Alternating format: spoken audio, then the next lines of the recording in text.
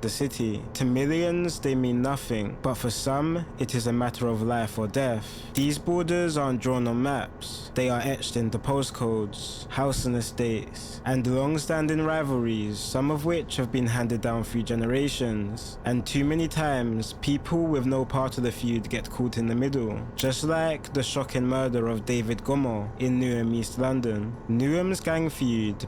Like, comment, subscribe, follow the kid. Click the links in the description. Between the north and south of the follow the Twitch. We live on Twitch too, y'all.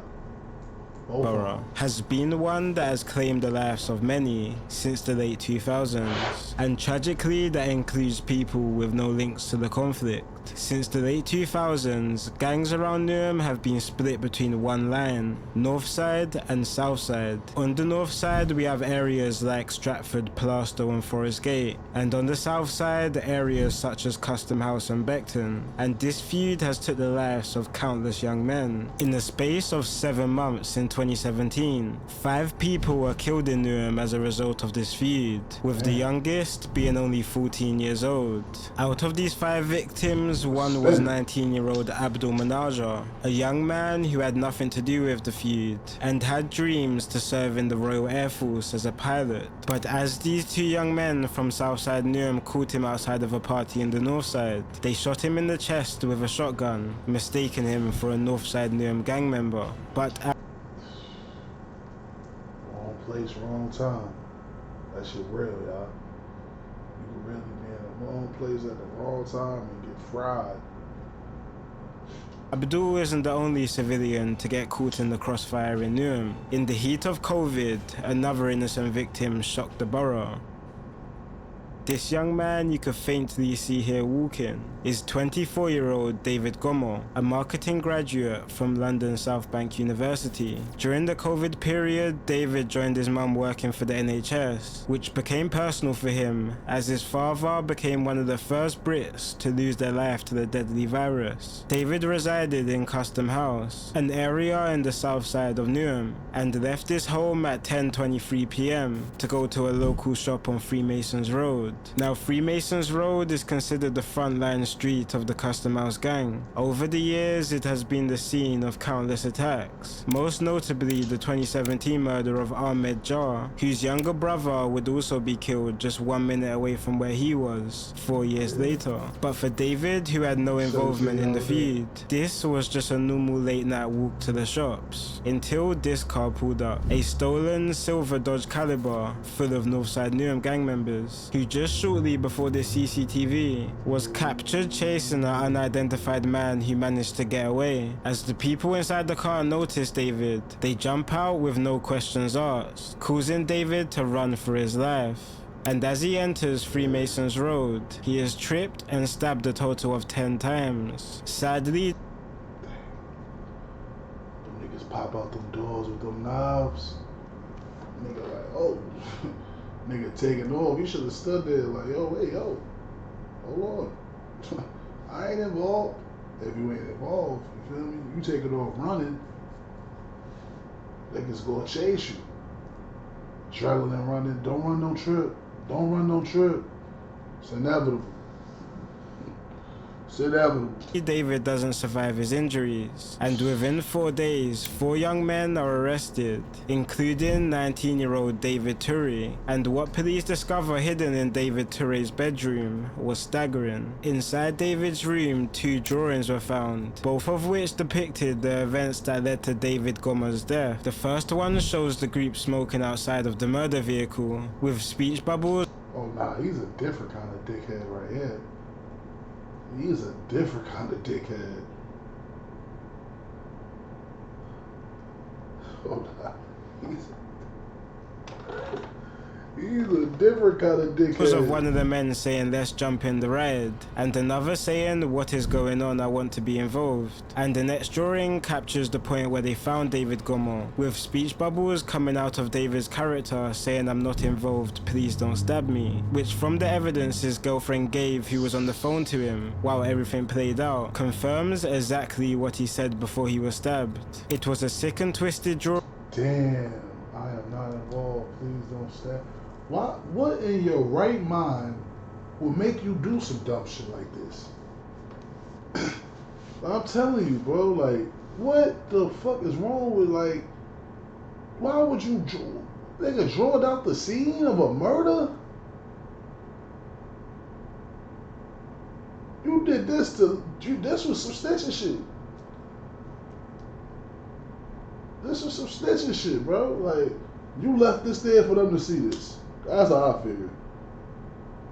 What's wrong with you? What is wrong with people, bro? You fucking dumb.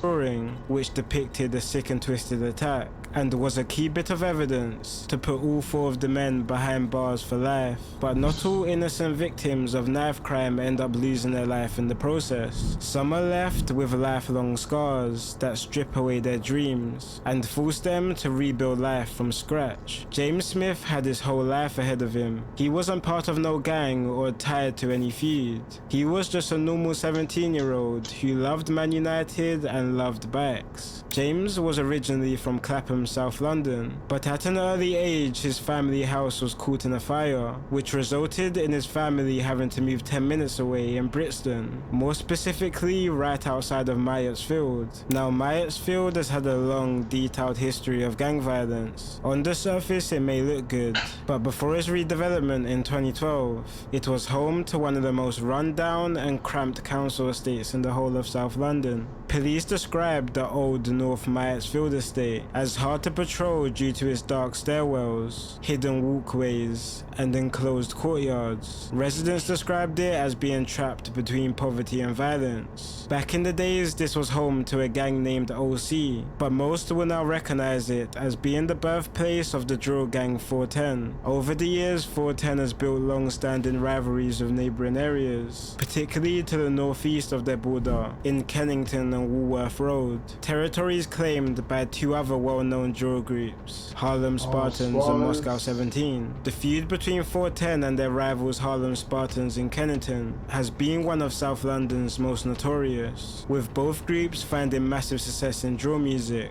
Their conflict wasn't confined to the streets. It spilled out into their lyrics, their music videos, and their online presence. Every track was another opportunity to taunt and provoke, and the feud made the connecting areas unsafe, with 2 close proximity gangs who were desperate to attack each other. And in that climate, a heartbreaking scenario played out.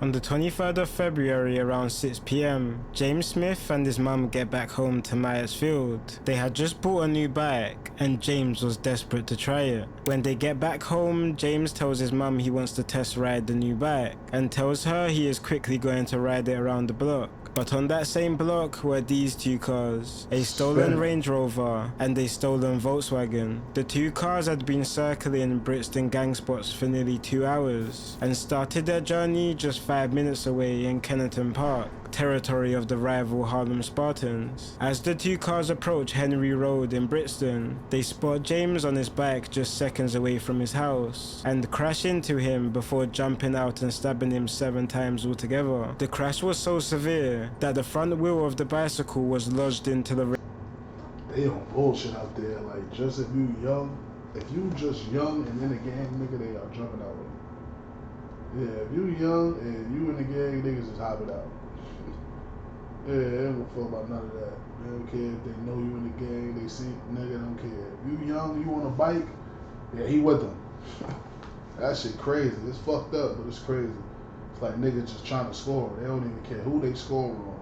If you our age or look like you in our age bracket and you outside and we been looking, young boy ain't get the memo because he ain't gang. Niggas is like, them niggas outside, they spinning, niggas stay inside. Niggas ain't got no straps. Range Rover's front tire. From the attack, James lost a lot of blood, and for around 50 minutes he was clinically dead. But miraculously, paramedics managed to revive him. Due to his injuries, James was in critical care for almost a year, and doctors would later confirm he would never fully recover. Today, James lives with lifelong injuries. He struggles with his mobility and speech, and needs daily care. For the attackers, 2 out of 3 of them were caught, and sentenced to lifelong sentences in prison. It's a sad result for a teenager from southwest London who just wanted to ride his bike through his neighborhood, but it wasn't the first time this had happened near this area. The chaos you're seeing here is a brazen, broad daylight stabbing in Clapham, South London. Inside this crashed Volkswagen Golf sat two brothers, 40-year-old Gavin Garaway and 22-year-old Malik Garaway. Malik Garaway in the UK drill scene was known as Leaks, a rapper from the Brixton Hill drill gang Sit 7. Now Sit 7 was one of the original pioneers of UK drill music. Their feud with rival drill group 150 were the first instances of UK rappers going back and forth dissing each other over Chicago drill beats, which set the stage for many more groups to come after. But before the drill music, Sit 7's area of Brixton Hill had a deep feud with a gang in nearby Clapham. That hostility dates back years, sparked by a murder in April of 2011, when a 21-year-old from Brixton Hill, known locally as Ziggy, was shot and killed in Clapham after attempting to rob a grow house. The gunmen were so ruthless, they even shot at paramedics rushing to save his life. And it would be far from the last time these groups would clash on the streets of niggas dumped on the paramedics, nigga. Nah, you ain't getting them to the hospital. Back up. Boom, boom, boom, boom. Back the fuck up. Damn.